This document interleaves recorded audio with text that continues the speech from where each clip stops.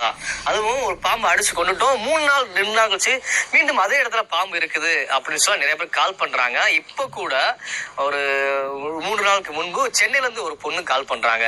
என் தம்பி இரவு நைட் அதாவது 11 மணி அளவுல ஒரு பாம்பை பாத்ரூம்ல அடிச்சிடறான்.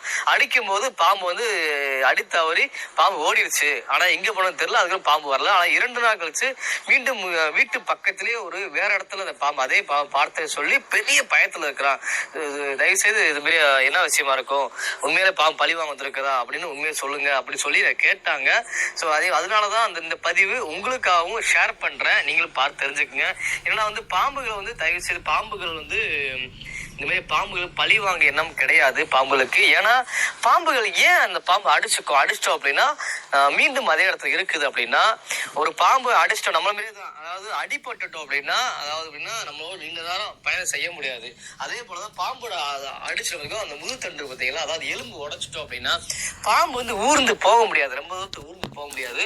அதனால நம்மளை பார்த்து பயந்துகிட்டு நம்ம வீட்டு பக்கத்திலே அதாவது எங்க அடிச்சாங்களோ அது பக்கத்திலே ஏதோ ஒரு மறைவான இடத்தை தேடி போய் மறைஞ்சுக்கிறோம். அதாவது நீண்ட மணி நேரம் நீண்ட நாட்கள் கூட ஒரே இடத்துல மறைஞ்சிருக்கும். ஏன்னா அது வலி போற வரைக்கும் இந்த பாம்பு உசுரோட இருந்துச்சு அப்படின்னா அதுக்கப்புறம் வலி போன பிறகு உணவை தேடி திரும்ப பாம்பு வெளியே வர ஆரம்பிக்குது. அப்போ நம்ம என்ன நினைக்கிறோம் அப்படின்னா இந்த மாதிரி திரும்பியும் பாம்பு பழி வாங்க வந்துருச்சு அப்படின்னு தவறா நினைக்கிறோம். ஸோ இதுதான் உண்மையான நிலவரம். அதாவது பாம்பு அடிச்சுட்டோம், பாதி அடிச்சு பாதி விட்டுட்டோம் அப்படின்னா இந்த மாதிரி அடிபட்டு ரொம்ப தூரம் போக முடியாம நம்ம வீட்டு பக்கத்திலே பதுங்கி இருக்குது. ஸோ இதுதான் உண்மையான நிலவரம்.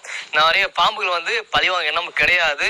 ஏன்னா பாம்புகளுக்கு ரொம்ப தூரம் பயணம் செய்ய முடியாது. அதனால நம்ம அடிச்சாலும் பக்கத்திலே தான் பாம்புகள் இருக்கும். அதே போல ஒரு பாம்பு அடிச்சு பாதி விட்டுட்டோம்னா மற்றொரு பாம்பும் அதே இடத்துக்கு வரும். ஏன்னா ஒரு இடத்துல ஒரு பாம்பு தான் இருக்க முடியாது, அதிகமான பாம்புகள் இருக்கும். சில பாம்புகள் பகல் நடமாடும், சில பாம்புகள் இரவு நேரத்துல நடமாடும். அப்போ ஏதோ ஒரு பாம்பு அடிச்சோம்னா நம்ம மனநிலை அதே தான் இருக்குது. அதாவது பாம்பு அடிச்சோம், பாம்பு வருமோன்னு சொல்லி எங்க பார்த்தாலும் பாம்பு பார்க்குற மாதிரி இருக்கும். அதுவும் இந்த மாதிரி மன ரீதியா பாதிக்கப்படுறாங்க. ஏன்னா கண்டிப்பா பாம்பு பழி வாங்குறோம், அக்கம் பக்கத்துல சும்மா இருக்க மாட்டாங்க.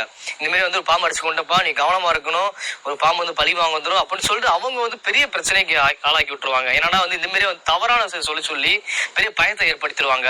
இந்த மாதிரி பயத்திலே இருக்கும்போது நம்ம எங்க பார்த்தாலும் எந்த பாம்பு பார்த்தாலும் இந்த பாம்பு நம்ம பழி வாங்க வந்திருக்குது, நம்ம கடிக்க வந்திருக்குது, நம்ம தேடி வந்திருக்குது அப்படின்னு சொல்லி பயப்படுறோம். தயவு செய்து பயப்படவே வேண்டாம். பயத்தினாலதான் இந்த மாதிரி பெரிய பிரச்சனைக்கு நம்ம ஆளாகிறோம். தயவு செய்து யாரும் பயப்பட வேண்டாம். பாம்பு பழி வாங்க எண்ணம் கிடையாது. ஸோ தயவு செய்து பாம்பு யாரும் அடிச்சு கொள்ள வேண்டாம். நம்மள ஒரு பாம்புக்கு ஒரு உயிர் தான் அது. ஏன்னா பாம்புட்டு இருந்து நம்ம பாதுகாப்பாக நம்ம விலகி இருந்தா போதும், பாம்பு நம்மளை பார்த்து பயந்து ஓட ஆரம்பிச்சிடும். இதுதான் உண்மையான நிலவரம். ஒரு அருமையான ஒரு விழிப்புணர்வு வீடியோ பார்த்தோம். பாம்புக்கு பழிவாங்க எண்ணம் கிடையாது. ஆனா அந்த பொண்ணு சொன்னது மாதிரியா ஒரு பாம்பு அடிச்சு பாதி விட்டுட்டோம், இரவு திரும்பி 2 நாள் சேர்ந்த பாம்பு அதை வந்துச்சு சொன்னாங்க.